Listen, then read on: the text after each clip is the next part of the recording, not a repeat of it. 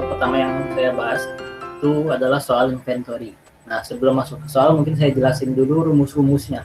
Bukan rumus sih sebenarnya, ngejelasin beberapa istilah dalam inventory, dalam persediaan. Karena kalau zaman saya dulu banyak yang lupa istilahnya. Jadi waktu ngerjain soal, rumusnya sih hafal, tapi istilah-istilahnya nggak hafal. Ya akhirnya rumusnya nggak kepake gitu. Jadi saya jelasin dulu rumusnya. Oke, ini bab inventory. Yang pertama itu di sini ada notasi D. Ingat D besar ya. Ini ada dua, ada D besar, ada D kecil. Ini yang ini D besar. D besar itu menunjukkan demand. Demand apa? Demand per tahun. Jadi D besar adalah demand per tahun. Nah, kalau D kecil itu adalah demand per hari. Jadi kalau misalkan di soal diketahui D besar atau demand per tahunnya adalah misalkan berapa? Ya berapapun itulah. Kalau disuruh nyari D kecil, berarti harus dibagi dulu sehingga diketahui per harinya gitu. Karena nanti di soal ada yang kadang dimasukin D kecil, ada yang kadang dimasukin D besar. Jadi perlu diperhatikan ini ya perbedaannya. Habis itu selanjutnya ada ROP atau reorder point. Reorder point itu artinya adalah kapan perusahaan harus memesan barang. Jadi kalau karena kapan, jadi ROP itu menunjukkan satuan waktu. Bisa hari, bisa minggu. Jadi kapan barang dikirim ya, sorry, bukan dipesan. Kan order, dikirim atau dipesan? Dari order itu pesan. Oh iya, berarti pesan, sorry. Kapan barang dipesan. Habis itu ada safety stock. Jadi persediaan itu secara umum ada 3 ya. Ada namanya cycle inventory, ada safety stock, dan ada apa itu namanya? Persediaan musiman ya. Jadi yang pertama itu cycle inventory. Cycle inventory itu adalah persediaan yang dikeluarkan untuk memenuhi permintaan sehari-hari. Jadi permintaannya sudah terhitung dan biasanya dikeluarkan setiap hari sama. Kalau safety stock itu adalah inventory untuk berjaga-jaga. Misalkan kalau tiba-tiba pemasoknya tidak bisa mengirimkan barang, berarti perusahaan harus menyediakan safety stock atau persediaan untuk jaga-jaga gitu. Dan yang terakhir adalah persediaan musiman. Artinya persediaan itu hanya disediakan untuk musim-musim tertentu. Misalkan kalau di Indonesia itu misalkan lagi musim liburan, musim lebaran, musim Natal dan lain sebagainya. Kalau di luar negeri musim itu tempat, bukan musim yang menunjukkan hari raya, tapi musim yang menunjukkan iklim. Bisa musim panas, musim dingin, atau musim semi.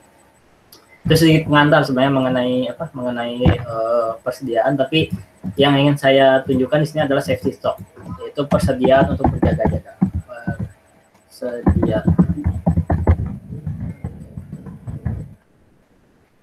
Selanjutnya adalah lead time. Lead time adalah waktu menunggu. Waktu menunggu orderan atau pesanan barang, pesanan persediaan. Dari mulai memesan sampai barang itu sampai. Ya benar ya. Kalimatnya memang agak bingung. Jadi waktu menunggu orderan dari memesan sampai datang, jangan sampai ya, sampai datang.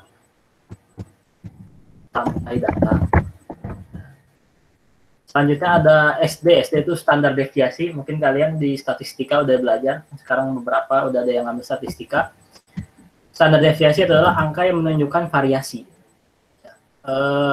Saya nggak bisa ngejelasin lebih dari itu, soalnya saya juga kurang paham. Pokoknya angka yang menunjukkan variasi. Ini itu menunjukkan sebuah probabilitas atau peluang atau kemungkinan. Biasanya di soal itu standar deviasi itu ada, nanti aja deh dibahas, jangan sini, nanti bingung kok di sini. Selanjutnya adalah service level. Service level adalah kemungkinan untuk tidak terjadinya stock out. Stock out itu adalah barangnya waktu dipesan tidak ada. Maksudnya gini, kalau seandainya konsumen minta barang 30, sementara kita hanya bisa menyediakan 10, berarti kita stock out 20. Artinya kita tidak bisa menyediakan 20. Barangnya tidak ada, karena barangnya tidak ada gitu. Maka service level itu adalah kemungkinan untuk tidak terjadinya stock out. Ya, jadi ini konotasinya positif. Sementara kalau stock rate adalah kebalikannya, adalah kemungkinan terjadinya stock out atau kemungkinan barang tidak ada. Gitu. Ini sedikit pengantar untuk sebelum kita membahas soal. Ya. Harusnya sampai sini jelas ya, nggak ada pertanyaan. Kita lanjut ke soal. Jadi di soal ini selalu jangan lupa kalau kita baca soal selalu ditulis apa saja yang diketahui dari soalnya. Jadi kita baca barang-barang di sini. Rata-rata permintaan untuk sebuah barang adalah sebesar 75 unit per hari. Nah, ini per hari ya, berarti D kecil, bukan D besar.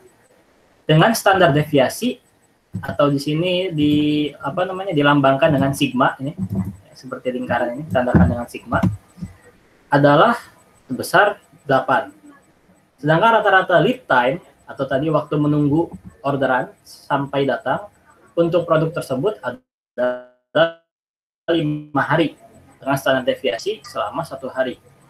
Maka tentukan yang pertama adalah standar deviasi permintaan selama lead time. Jika diharapkan tingkat pelayanan 90%, maka berapa safety stock yang harus disediakan? Dan yang C adalah reorder point untuk produk tersebut. Nah, berarti kita bisa menuliskan di sini masing-masing diketahuinya apa saja. Yang pertama adalah D, demand atau D kecil. Jadi sudah saya jelaskan bahwa D kecil adalah demand per hari. Di sini diketahui bahwa D-nya adalah sebesar 75 unit per hari. Di sini 75. Selanjutnya adalah lead time, waktu menunggu. Waktu menunggunya adalah rata-rata lead time untuk produk tersebut adalah 5 hari. Selanjutnya adalah standar deviasi demand. Ini lambang sigma ya, lambang standar deviasi. Standar deviasi demand di sini juga diketahui adalah sebesar 8. Dan yang terakhir adalah standar deviasi untuk lead time, itu sebesar 1. Nah, tadi saya sampaikan di sini ada service level. Nah, kalau di sini ya sama aja ya, cuma ditambah kata circle di depannya, cycle. Itu cycle service level itu diambil dari keterangan soal yang ini. Yang ini. Jika diharapkan tingkat pelayanan 90%, maka berapa safety stock yang harus disediakan? Nah, ini yang B ini menunjukkan informasi soal juga. Nah, yang dimaksud 90%-nya adalah cycle service level. Itu 90%. Nah, ini semua yang diketahui oleh soal. Dari sini baru kita bisa mengerjakan soalnya. Oke, yang pertama adalah yang A. Yang A adalah standar deviasi permintaan selama lead time. Kita bisa menentukan standar deviasi permintaan selama lead time dengan menggunakan rumus berikut. Saya zoom sebentar. Ini ya. Tadi standar deviasi dilambangkan dengan sigma. Di sini ada sigma DLT. Jadi DLT itu adalah demand during lead time atau demand saat lead time. Rumusnya adalah akar average lead time dikali dengan standar deviasi demand dipangkat 2-kan ditambah average daily demand pangkat 2 lalu dikalikan dengan standar deviasi lead time pangkat 2. Oke. Nah, ini salah satu kelebihan pakai Excel ya. Kalau ngitung begini panjang mungkin bisa lebih mudah di sini. Kita bisa menggunakan fungsi akar di sini. Di Excel itu ada namanya fungsi SQRT atau square. Square itu ya kalau di bahasa Indonesia kan adalah akar. Berarti cara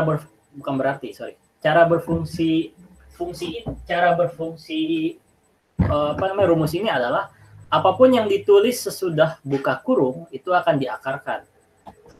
Misalkan SQRT buka kurung 4. Berarti harusnya akar 4 kan 2. Berarti kalau kita enter jawabannya adalah 2. Ya. Cara bekerja rumusnya.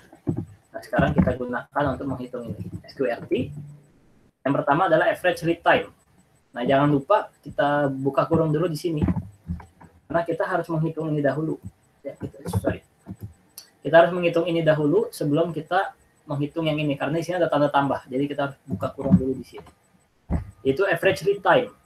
Jadi ketahui ya, average read time-nya adalah 5. Di sini 5. Dikalikan dengan standar deviasi demand pangkat 2. Standar deviasi demand adalah 8. Dan pangkat 2. Cara menghitung pangkat di Excel adalah, kalau kalian lihat di keyboard kalian, itu ada angka 6. Di situ ada tanda V kebalik. Itu tuh adalah pangkat. Jadi kalau mau ngaktifin ini berarti kita harus tekan shift terus tekan tombol 6. Maka ada lambang seperti ini. Ini adalah lambang pangkat. Berarti ini kita bisa tulis pangkat 2. Ini untuk bagiannya kurung pertama. Lalu ditambah dengan buka kurung average daily demand-nya sudah diketahui 75. Dipangkat 2 kan lagi. Jadi kita pangkat 2 lagi di sini. Lalu dikalikan lagi dengan, berarti ini harus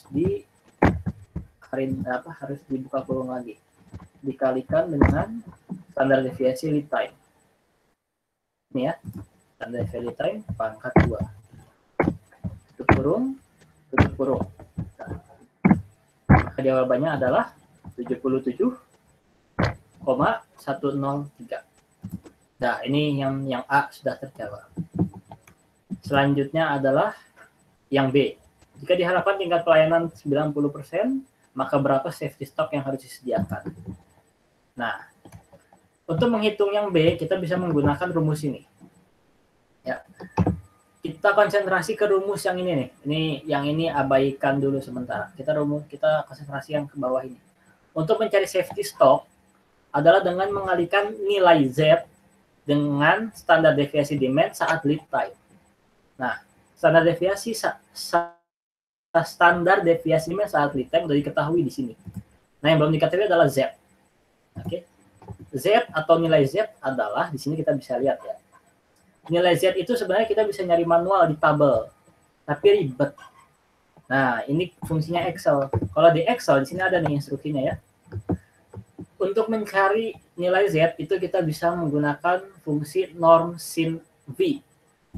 Ya, sama dengan norm sin V. Ini juga bisa bermanfaat untuk kalian yang ambil statis ya. Bisa pakai fungsi ini juga. Norm sin V dari angka cycle service level yaitu 90%. Maka nilai Z-nya kita temukan 1,282. Kalau memang ingin membuktikan bahwa ini benar atau enggak, silahkan cek di tabel nilai Z. Kalau di buku manajemen operasi kalian ada di bagian appendix bagian belakang, paling belakang. Selanjutnya adalah baru kita bisa menghitung safety stock-nya, yaitu dengan mengalihkan standar deviasi demand saat lead time dikalikan dengan Z value-nya. Kita dapatkan hasil 98,8. Yang C adalah ROP atau reorder point. Ingat ya tadi reorder point itu menunjukkan waktu kapan kita harus memesan barang. Rumusnya adalah sebagai berikut. Yaitu average daily demand dikalikan dengan lead time dalam sehari ditambah Z dikali standar deviasi demand saat lead time. Atau dengan kata lain ini adalah safety stock-nya. Berarti sini tinggal sama dengan buka kurung SD demand-nya 75 ditambah dengan lead time dikali ya. Kali. Lalu ditambah dengan safety stock. Sudah ada angkanya ya di sini. Jawabannya adalah 47,8. Kurang lebih soalnya kayak begini, inventory. Ya, saya yakin nggak akan jauh dari soal ini. Nah, mungkin nanti ada variasi soal lain yang kurang lebih sama kayak begini, tapi ada yang berbeda. Misalkan begini, ya, saya modifikasi soalnya nih. Yang diketahui bukan service level. Yang diketahui adalah stock out rate, sebesar 10%. Nah, ini kita abaikan dulu. Nah, begini gimana? Tadi saya udah bilang kan di awal, saya kembali lagi ke awal. Service level adalah kemungkinan untuk tidak terjadinya stock out. Kalau stock out rate adalah kemungkinan terjadinya stock out. Berarti logikanya gimana? Kalau seandainya service levelnya 90%, berarti stock out rate-nya adalah, ada yang bisa jawab? 10%. 10%. Jadi dibolak-balik sebenarnya ini. Nah, maka kalau seandainya tadi soalnya di sini adalah yang diketahui adalah bukan cycle service level, tapi yang diketahui adalah stock out rate, maka logikanya adalah berarti kalau stock out rate-nya 10%, berarti cycle service level-nya adalah 90%. Itu mau dibolak-balik. Maka tetap bisa dihitung gitu. Itu adalah variasi kedua. Variasi ketiga adalah, nggak ada di Excel ini ya, sebentar saya tunjukin.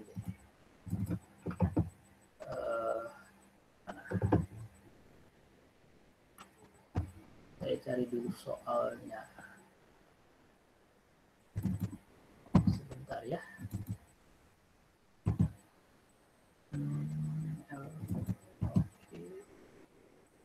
Oke. Saya pindah dulu sebentar. Share screen. Nih ya. Kita loading.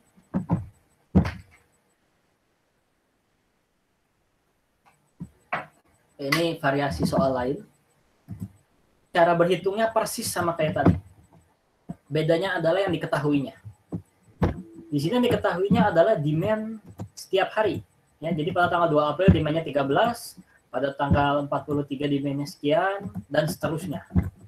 Ya, beserta dengan lead time-nya. Ya. Ini saya titik-titik, ini saya lupa soalnya apa pada saat itu, jadi anggaplah ini ada angka lah di situ ya.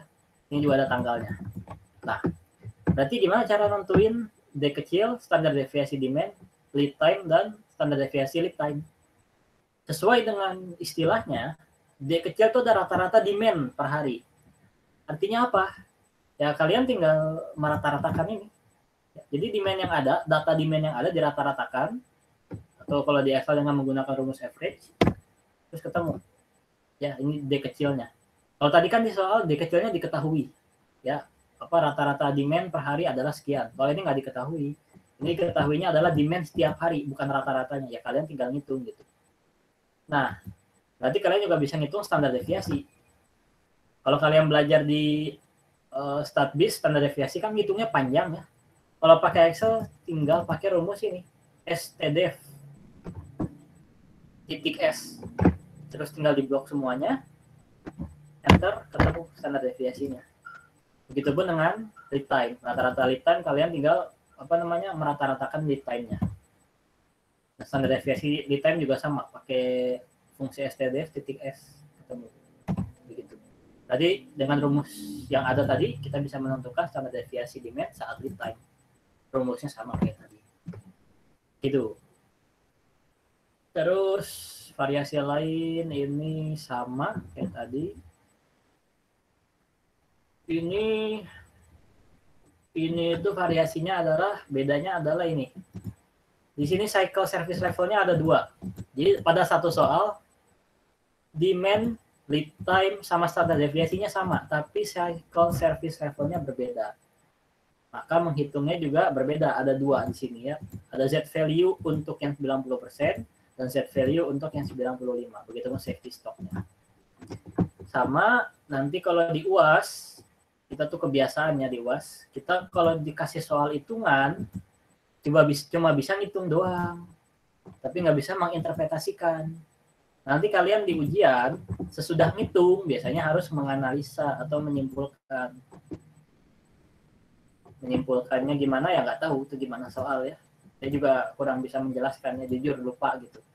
Tapi kalian selain bisa berhitung ini, harus bisa menginterpretasikan juga. Nah, kenapa saya ngajarin Excel? Ya, kenapa nggak ngajarin papan tulis saja? Kalau Excel, misalkan kalian udah buat nih modelnya, ini saya sebut model ini ya, saya sebut dengan model ya, program. Kalau di soal diketahui demand, lead time, standar deviasi, demand dan standar deviasi lead time, kalian tinggal ngubah angkanya. Misalkan soalnya beda, ya soalnya beda, tapi yang diketahui sama, ada diketahui demand, lead time, tapi angkanya beda. Kalian tinggal ngubah. Misalkan demandnya katakanlah jangan 75, 80. Kalian enter, ini berubah semua. Udah ada jawabannya semua.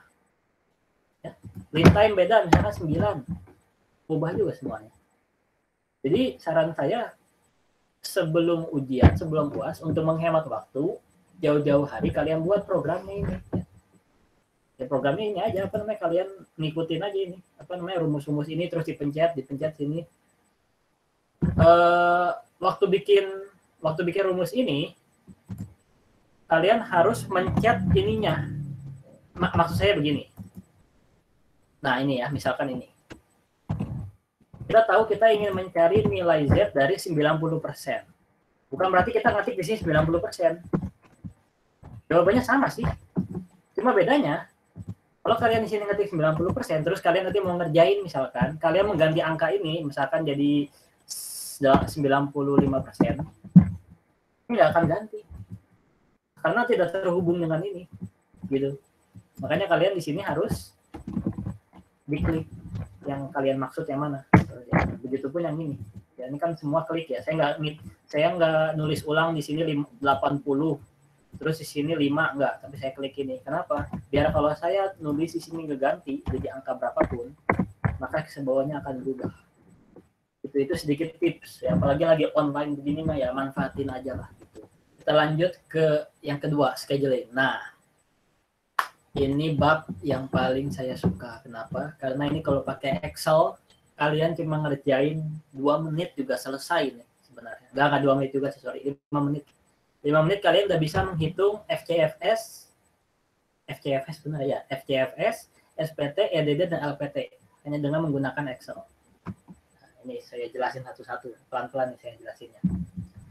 Saya minjem soal ini aja nih yang paling gampang. Soalnya yang scheduling mah sama-sama aja harusnya ya.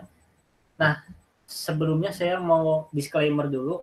Di scheduling itu ada bab namanya Johnson's Rule kalau nggak salah. Mohon maaf saya nggak bisa ngajarin, kenapa? Karena saya lupa materinya. Dan kalau harus mengulang lagi rasanya lama. Jadi, dan kemungkinan keluarnya juga dikit menurut saya ya. Nggak tahu juga ya. Karena dari tahun ke tahun pasti yang keluar yang ini ya. FCFS, SPT, EDD, dan LPT. Jadi saya ngajarnya yang ini, saya ngajar Johnson's Rule. Gitu. Oke, kembali ke soal. Jadi di soal ini diketahui, ya pokoknya ini ada cerita lah ya, saya nggak perlu baca ceritanya. Saya langsung aja ke soalnya. Di sini ada 1, 2, 3, 4, 5. Ada 5 pekerjaan. Ini tandai dengan VWXYZ. Ya. Setiap pekerjaan ini memiliki job work atau processing time. Processing time itu adalah jumlah waktu yang dibutuhkan untuk mengerjakan pekerjaan ini. Dan ada job due date. Job due date adalah pekerjaan deadline lah gitu ya, deadline. Pekerjaan harus selesai kapan. Nah, perintah soalnya adalah tentukan job sequence menggunakan metode first come first serve. SPT itu adalah shortest processing time. EDD itu adalah earlier due date, dan LPT adalah longest processing time. Sebenarnya ada metode lain apa critical ratio, tapi saya hanya menjelaskan yang ini aja. Jadi Yang pertama adalah kita mengerjakan yang paling gampang, first come first serve. Jadi kenapa saya bilang tadi pakai Excel gampang? Jadi di Excel itu ada program namanya program mengurutkan. Jadi saya kasih pengantar dulu. Misalnya kita punya angka 3, 2, 5, 8, 3 udah ya. 9, kok di sini. 9. Sekarang kita punya angka begini. Kita mau ngurutin angka ini. Kan kalau bisa sih ya, kita juga bisa ngurutin ini, tapi it takes time. Apalagi kalau angkanya banyak gitu kan. Maka kita bisa pakai fungsi di Excel namanya sort. Sort sesuai dengan bahasanya adalah mengurutkan. Jadi kita tinggal blok ini, kurung. Maka di sini dia sudah mengurutkan dari mulai terkecil sampai terbesar. Kalau mau ngurutin dari paling besar ke paling kecil, berarti kita tinggal mengubah jadi -1. Bentar. Oke, lupakan. Ini bisa mengurutkan lah gitu ya. Nah, maka kita bisa memanfaatkan fungsi ini untuk mengerjakan keempat metode ini. Yang paling pertama itu yang paling gampang ya. First come first serve itu adalah artinya kita first come itu kan pertama kali datang, first serve itu pertama kali dilayani. Jadi yang pertama kali datang itu adalah yang pertama kali dikerjakan. Berarti urutannya adalah apa adanya. Yaitu kita tinggal ngopi semua yang ada di sini. Kan gampangnya gitu ya. Gitu pun ini. Terus benar ya? Ya, sama.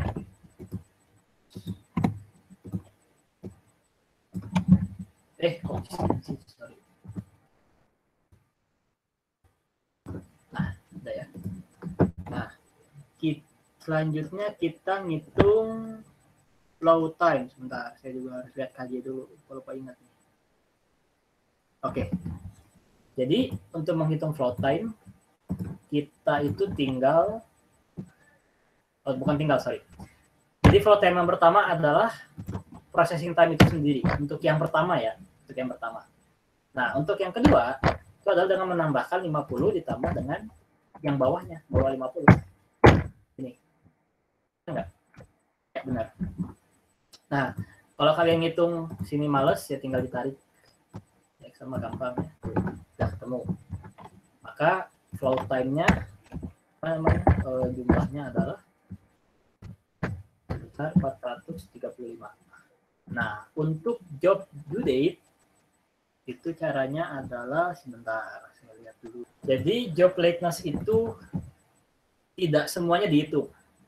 Kita hanya menghitung job lateness atau job lateness itu apa? Pekerjaan yang telat, kita hitung waktu telatnya. Kita hanya menghitung apabila flow time-nya lebih besar daripada job due date-nya. Di sini kita bisa lihat flow time lebih besar daripada job due date. Ini sudah memenuhi ya, 60 lebih besar daripada 35.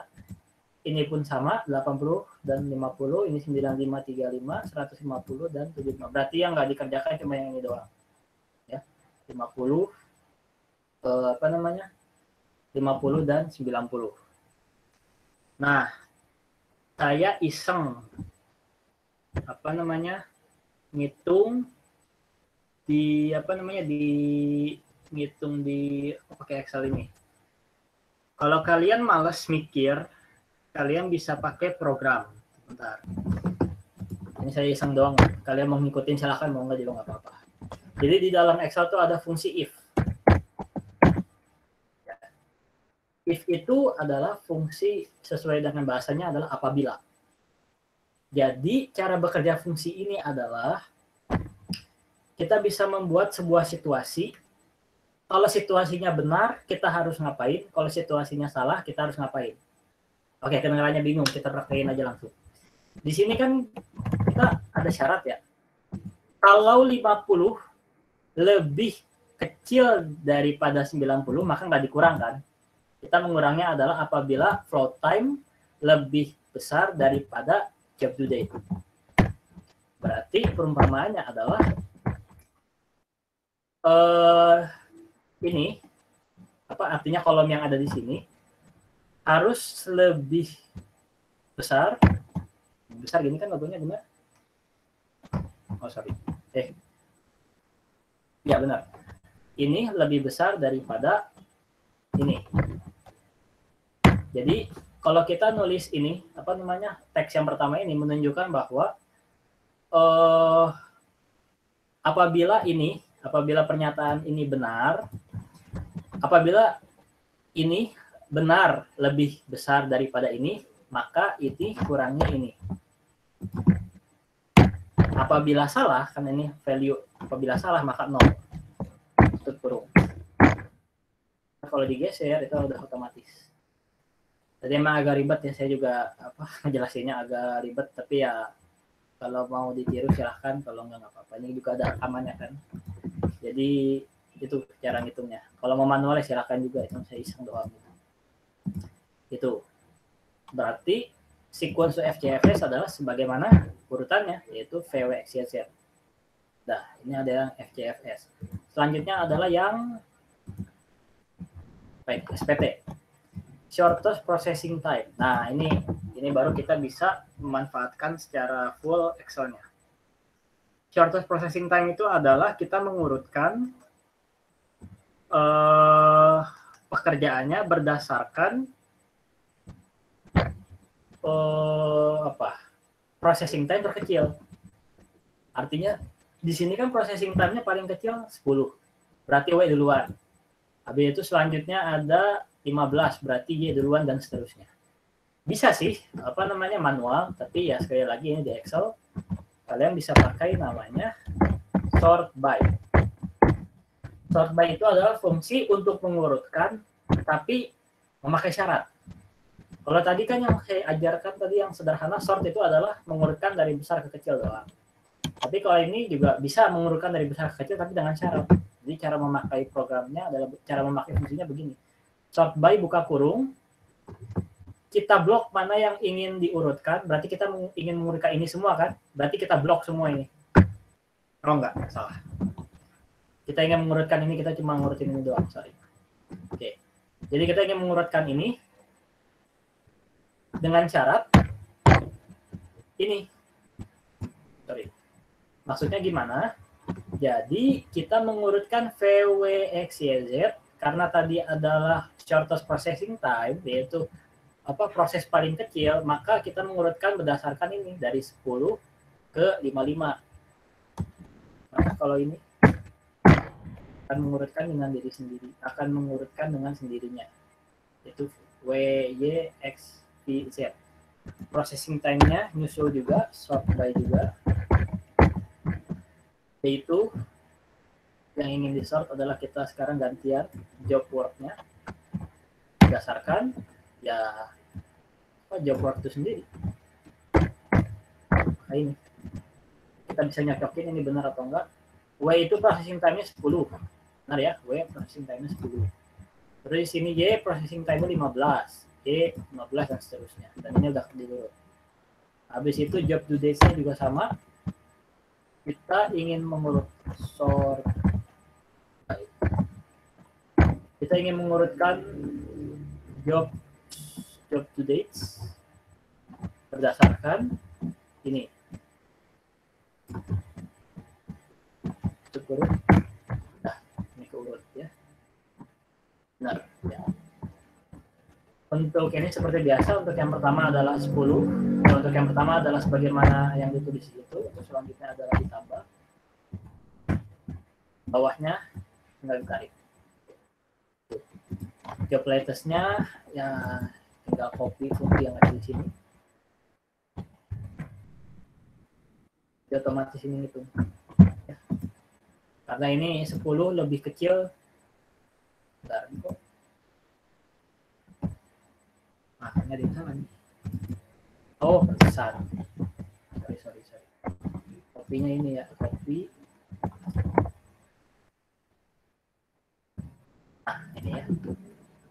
Berarti fungsinya berjalan ya, karena 10 lebih kecil daripada 35 maka nggak dihitung, 25 lebih kecil daripada 35 nggak dihitung, 45 lebih kecil dari 50 nggak dihitung, 95 lebih besar daripada 90 dihitung, dan 150 lebih besar daripada 75 dihitung. Nah, maka urutan untuk shortest processing time adalah W, Y, X, V, Z. Nah, ini juga saya iseng ya, ini mah tinggal tinggal ngopi yang ada di sini biar kelihatan gitu urutannya yang mana.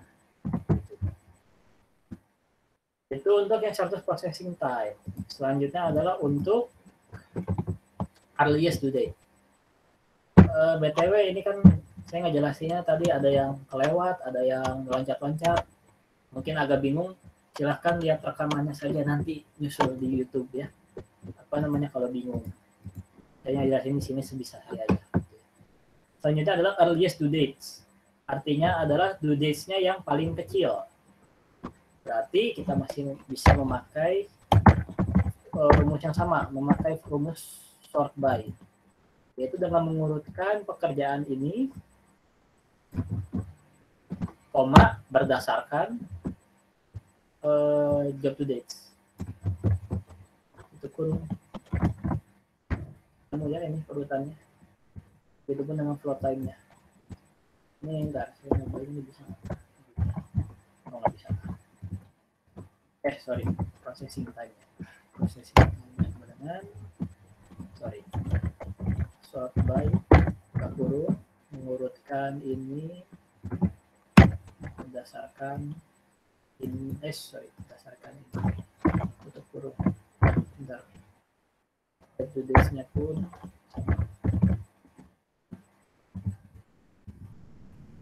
mengurutkan job dates dengan job dates-nya itu sendiri. Kamu ya, flow time-nya sama, tinggal begini.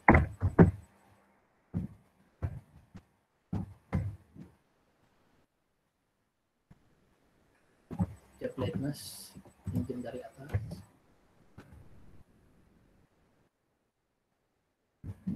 Ya. 10 lebih kecil daripada 35, 25 lebih kecil 35, 45 lebih kecil dari 50, ini 0 semua. 100 lebih besar daripada 75, makanya dikurang. Begitupun 150 dikurangi dengan 150 lebih besar daripada 90, maka jawabannya 60. Itu yang earliest due dates, maka urutannya W, Y, X, Z, Z, dan V. Dan yang terakhir adalah longest processing time, atau pekerjaan yang paling lama. Sama. Bedanya kalau ini, saya lihat dulu KJ-nya. Kalau ini ya. Bedanya kalau ini, kita mengurutkan ini berdasarkan ini. Tapi ada satu ketentuan tambahan, yaitu descending.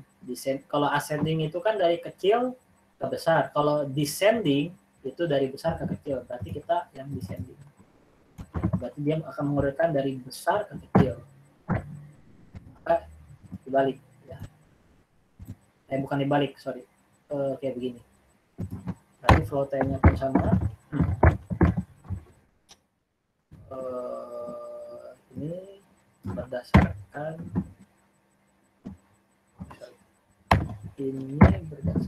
ini pakainya yang descending. Bentar, kamu nya juga sama, so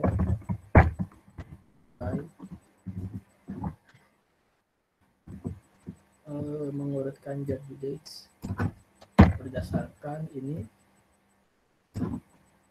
dengan ketentuan descending. Tutup dulu.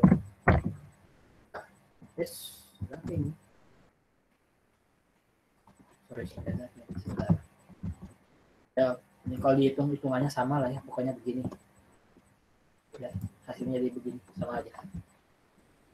Oke.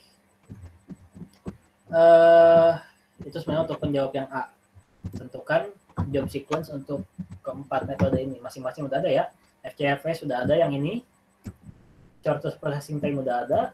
Earliest due date udah ada. Dan longest processing time udah ada. Untuk yang B, pertanyaannya adalah pekerjaan sequence mana yang paling bagus. Nah, cara menentukannya adalah dengan membuat namanya tabel perbandingan, yaitu ini. Jadi, sebentar, saya juga sambil buka catatan baru ingat. Tabel perbandingan.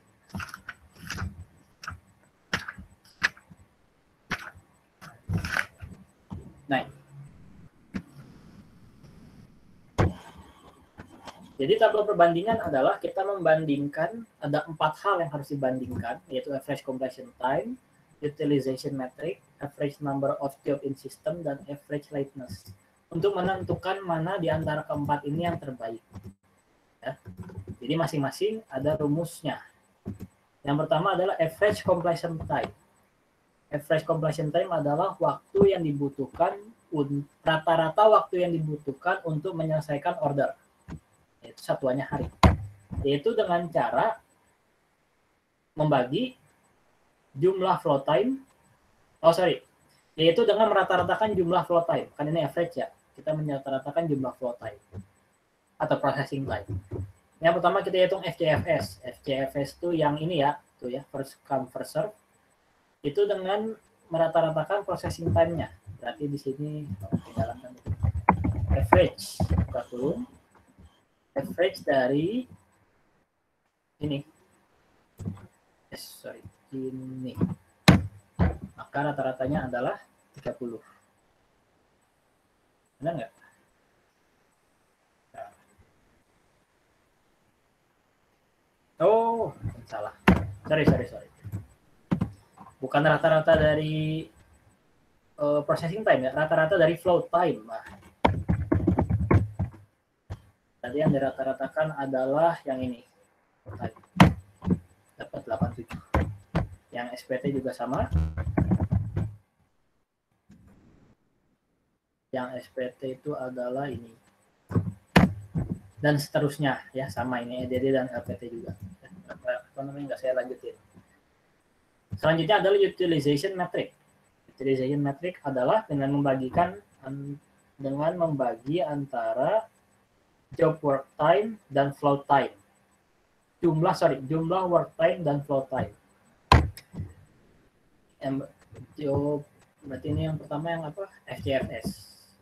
Ini FCFS itu dengan membagikan jumlah work time atau processing time, ini jumlahnya kan ada di sum ini, dibagi dengan flow time. Benar ya? Ya. Maka didapatkan ini. Ini dalam bentuk persen ya. Biasanya kalau kalian pertama kali di Excel, bentuknya mungkin begini. Kalian tinggal ubah di sini jadi persen. Ini. Begitupun dengan ini. Ya. Yang SPT ini dibagi dengan ini. Ketemu ya, 46,2 dan seterusnya. Terus average number of job in system itu adalah total flow time dibagi work time. Benar ya? Ya benar. Total flow time dibagi work time. Oh, dibalik ya. Kalau tadi processing time dibagi flow time, sekarang flow time dibagi processing time. Ini dibagi dengan ketemu ya 2,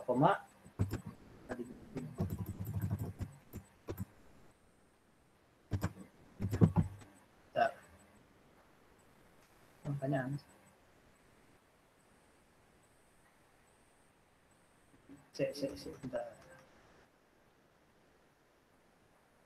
merah biru merah ya. Itu punya ini ngitung yang SPT ini bagi dengan ini dan seterusnya.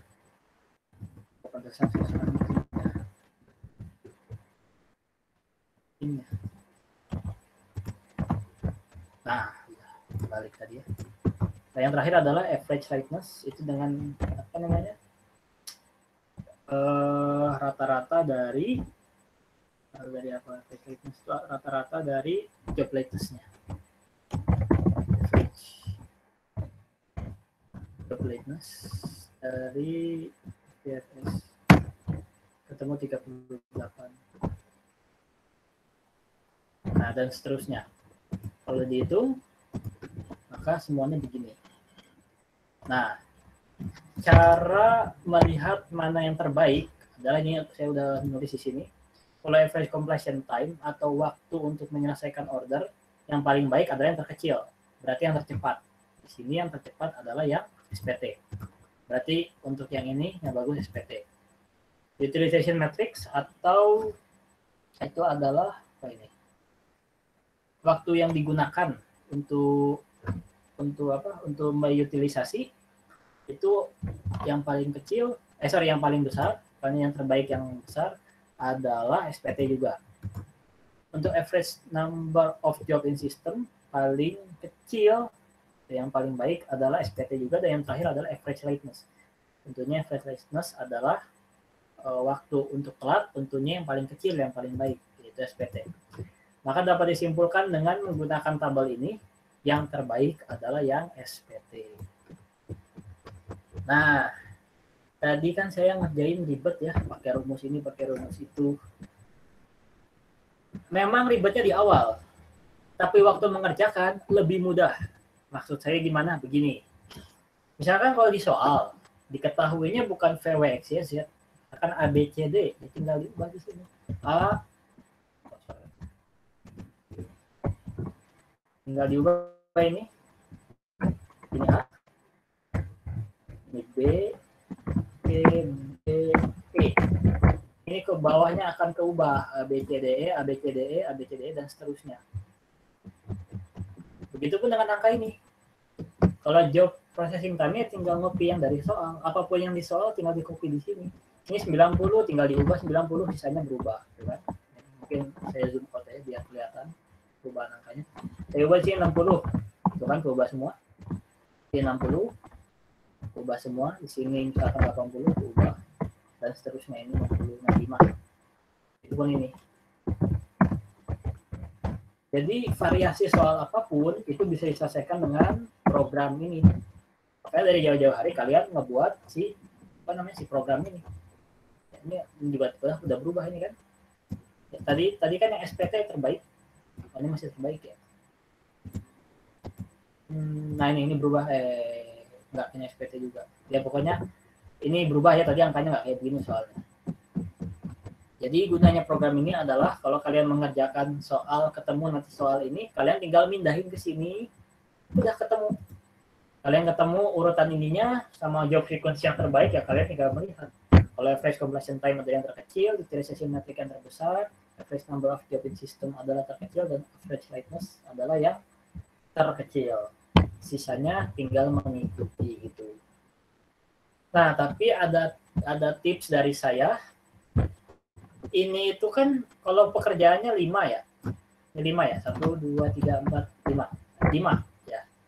Nah, kalau di soal bisa aja di soal tiba-tiba 6 atau 4. Bukan semata-mata kalian ini dihapus. Terus kalian cuma misi yang ini doang jadi 4, enggak. Kalian harus buat masing-masing. Jadi ini adalah untuk yang pekerjaannya 5 program ini. Kalian buat lagi nanti program baru untuk yang pekerjaannya 6, untuk pekerjaannya 4, dan seterusnya. Jadi kalian punya banyak pilihan. Jadi nanti waktu ngerjain soal ya tinggal dimasukin angkanya gitu. Jadi ini saya nyontohin yang yang ininya 5 gitu. Yang 5 pekerjaan. Untuk sisanya kalian kerjain sendiri lah ya dengan tadi rumus-rumus itu. Begitu. Itu untuk yang bab scheduling. Ada pertanyaan? Sejauh ini udah ngebahas 2 bab berarti. Harusnya sejauh ini juga bisa menjawab 2 nomor harusnya.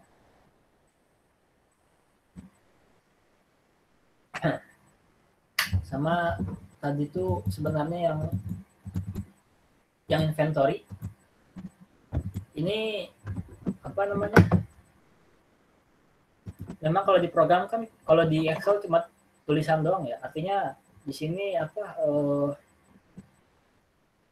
standar deviasi demand saat lead time sekian, set value sekian, safety stock sekian. Nah, nanti kalau kalian ujian ya nulisnya nggak gini, tapi tulis caranya.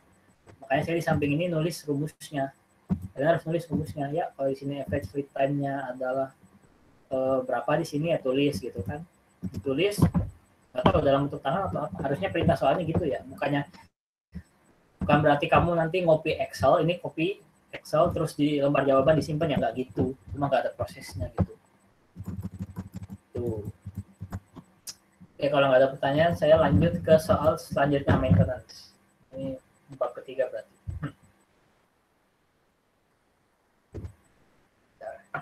Mohon feedback, apakah suara saya masih terdengar?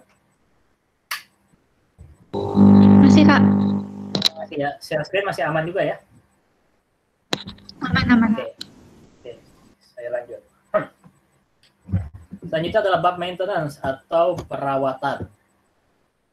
Atau kalau di babnya sebenarnya bukan bab maintenance dan reliability. Reliability itu apa? Kelayakan artinya.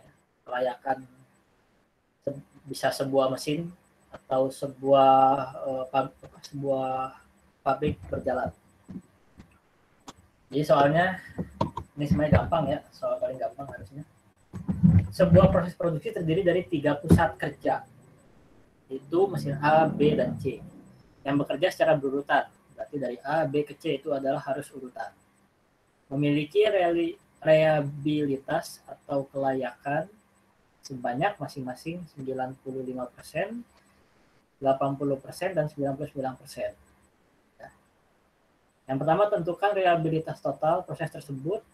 Dan yang B adalah jika dimungkinkan untuk menyiapkan backup unit untuk mesin yang memiliki reliabilitas terkecil dengan reliabilitas yang sama dengan mesin utamanya, berapa reliabilitas total proses tersebut sekarang.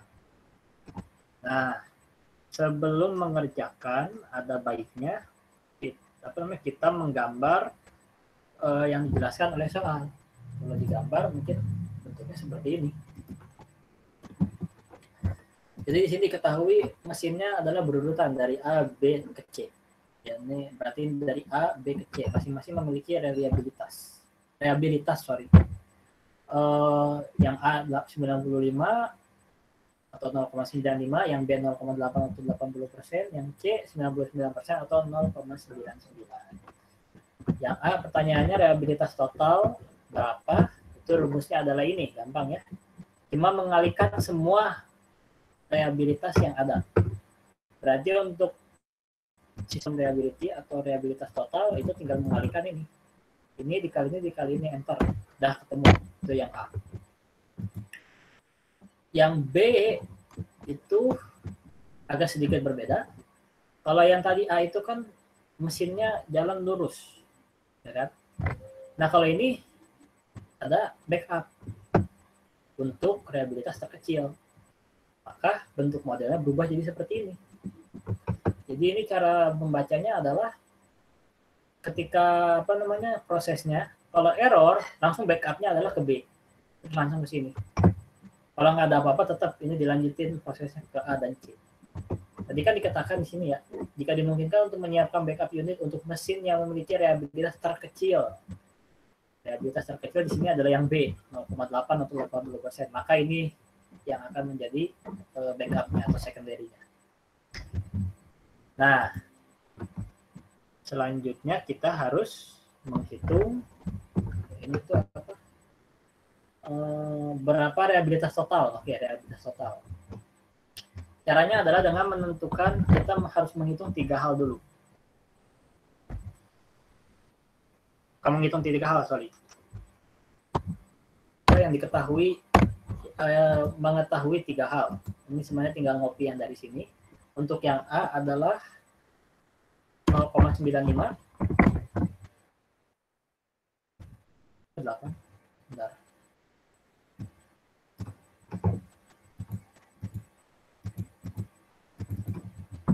Ini salah ya. Oke, ini lupakan. Ini salah nulis. Oke. Yang A adalah 0,95, yang B adalah 0,8, dan yang C adalah 0,99. Nah, yang pertama harus dihitung adalah reliabilitas untuk jalur yang bawah. Seperti tadi rumusnya, reliabilitas total adalah dengan mengalihkan reliabilitas yang ada. Karena kita hanya menghitung yang bawah, A dan C, berarti kita hanya mengalihkan yang A dan C. A dikali yang C. Sebentar, di bawah sini. 0,940. Ya, betul. Terus, nah, ini kan apa namanya? Backup ya. Backup itu dipakai ketika mesinnya gagal. Artinya kita harus menghitung peluang gagalnya berapa. Maka di sini ada namanya probability of failure for all path atau peluang terjadinya kegagalan pada semua jalur. Nah, rumusnya adalah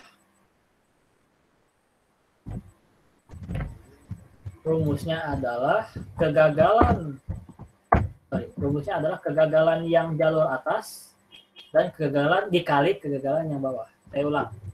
Rumus untuk mencari peluang kegagalan untuk semua jalur adalah peluang terjadinya kegagalan jalur atas dikali dengan peluang terjadinya kegagalan pada jalur bawah.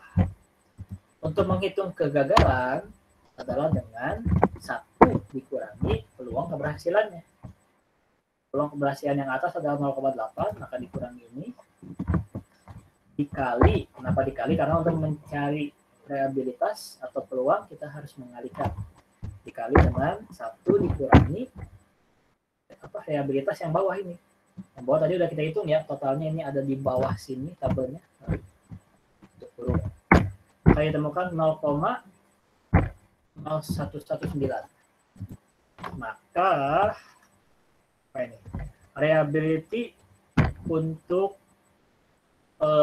jalur yang baru adalah dengan mengurangi 1 lagi. Jadi 1 dikurangi ini dengan 0,9881. Nah, ini agak bingung ya kenapa kurangi 1 gitu kan. Prinsipnya begini.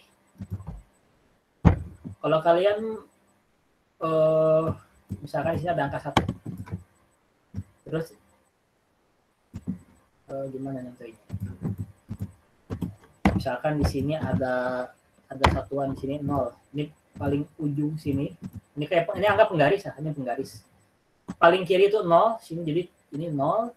Paling sini adalah 1. Paling sini adalah 1. Berarti dari 0 ke 1 kan di sini ada berapa ini? Katakanlah ada 0,2, ada 0,3, ada seterusnya lah ya. Nah,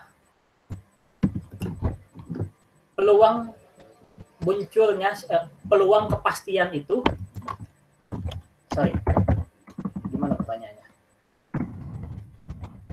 Peluang kepastian gimana ya? Misalkan kalau ada koin kita lempar. Koin itu kan ada gambar, ada angka. Kalau saya tanya, peluang munculnya angka atau gambar pada tosan pertama berapa? Ada yang bisa jawab? Peluang munculnya angka atau gambar pada pengetesan pertama berapa? Yuk, ada yang mau nyoba jawab?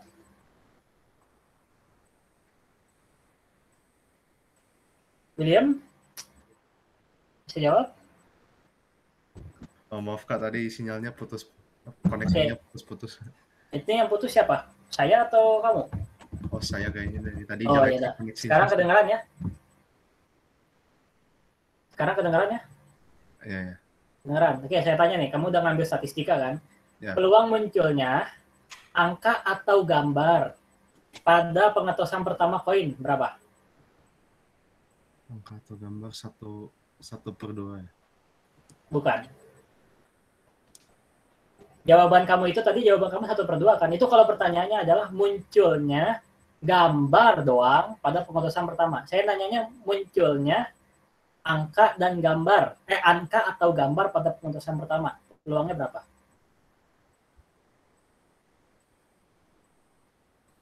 Merah? 1 bukan sih? 1, betul. Jadi bisa simpulkan apa? 1 itu adalah kepastian. Jadi kalau ditanya peluang kita mati berapa? 1. Karena apa? Pasti. Nah, tadi kan saya tanya, peluang munculnya angka atau gambar di pengetosan pertama. Ya 1 lah. Karena kalau kita ngetos koin, ya kalau nggak angka, kalau nggak angka gambar kan keluarnya. Kan nggak mungkin yang lain gitu loh. Atau kalau dadu, saya nanya dadu, peluang munculnya angka 1 sampai 6 pada pelemparan pertama. Ya pasti 1 jawabannya. Karena yang muncul pasti angka antara 1 sampai 6. Benar nggak? Kecuali kalau saya nanya, peluang munculnya dadu mata 6 apabila dilempar muncul angka 7. Peluangnya berapa? 0 kan? Karena mata dadu 6 yang nggak ada angka 7, maka peluangnya 0. Nah, saya mau menyampaikan gini maksudnya. Kalau kita tahu angka 1, jadi ini adalah sebuah kemungkinan pasti nih, dari 0 sampai 1. Kalau kita hanya mengetahui, misalkan kita mengetahui bahwa kita mengetahui dari 1 sampai 0,5 adalah berhasil, misalkan ini berhasil, yang ini apa namanya, saya tambahin berhasil, maka di sini adalah yang apa? 0,5-nya lagi apa? Berhasil atau gagal? Ada yang mau jawab? Kalau ini ada satuan keberhasilan nih, 1. Kalau 1 sampai 0,5 adalah keberhasilan, maka 0,6 sampai 0-nya, bentar. Oh, berarti ini 0,6. Kalau dari 1 sampai 0,6 adalah keberhasilan, maka sisanya ini apa namanya? Keberhasilan atau kegagalan? Kegagalan. Ya. Maka bisa simpulkan apa? Kalau seandainya keberhasilan 1, terus kita diketahui kegagalan ini saya akan contoh ya, soal ya.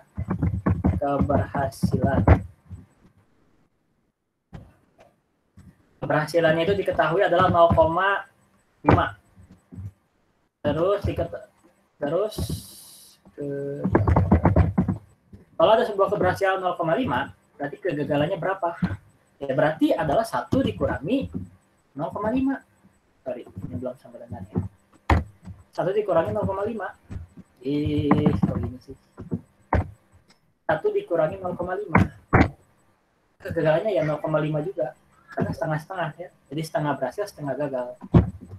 Berarti kita juga bisa nyebut kalau untuk rumusnya, kita bisa buat rumus sendiri. Keberhasilan itu rumusnya adalah keberhasilan adalah rumusnya 1 dikurangi kegagalan. Kok gini? Nah, gini berarti. Nih, keberhasilan sama dengan 1 dikurangi kegagalan. Begitupun sebaliknya. Kegagalan adalah 1 dikurangi keberhasilan. Ini rumus dasarnya. Sekarang kembali ke sini. Ya. Di sini diketahui ini keberhasilan loh ya, reliability of below path. Ini ya, ini keberhasilan untuk yang bawah. Ini. Terus kita harus menghitung kegagalan. Kenapa menghitung kegagalan? Karena untuk terpakainya backup itu harus gagal dulu baru kepakai. Kita harus menghitung kegagalannya. Untuk menghitung kegagalan adalah tadi ini ya, untuk menghitung kegagalan adalah 1 dikurangi keberhasilan. 1 dikurangi keberhasilan ini.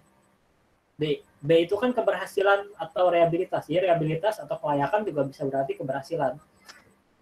Jadi peluang keberhasilan B adalah 0,8. Maka untuk menghitung kegagalannya adalah 1 dikurangi 0,8 dikali dengan 1 dikurangi keberhasilan untuk yang bawah.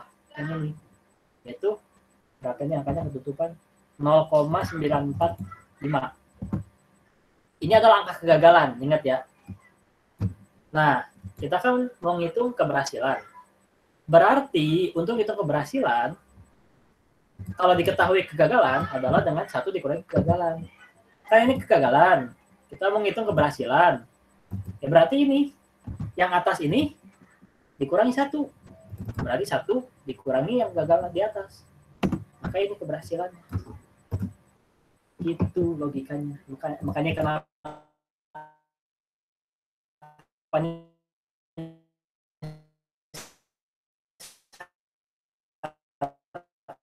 dikurangi 1 gitu teman-teman. Udah selesai. Itu kurang lebih soal yang pengen saya bahas. Mungkin kedengarannya mudah karena cuma 3 soal dan simpel, nggak seribet yang waktu UTS. Yang UTS kan kayaknya ngajarnya juga sampai menjelang jam 6. Cuma ngajarin 3 ini. Tapi semoga bermanfaat. Tadi ya, manfaat untuk yang maintenance juga. Kalau kamu ganti angkanya, ini tinggal diubah angkanya. Misalnya kalau diketahui A-nya, ya berarti tinggal diubah 0,70 misalkan, angkanya akan berubah. Begitu pun dengan ini. Gitu. Kecuali kalau maintenance soalnya beda. Dan rasanya kayaknya yang maintenance itu beda soalnya, bukan kayak begini. Jadi ini sebenarnya cuma pengantar doang saya. Gitu. Tapi soalnya akan berbeda. Sama seperti soal-soal sebelumnya, nanti kamu tidak hanya menghitung, tapi harus menginterpretasikan atau menjelaskan maksud dari hitungan kamu itu apa.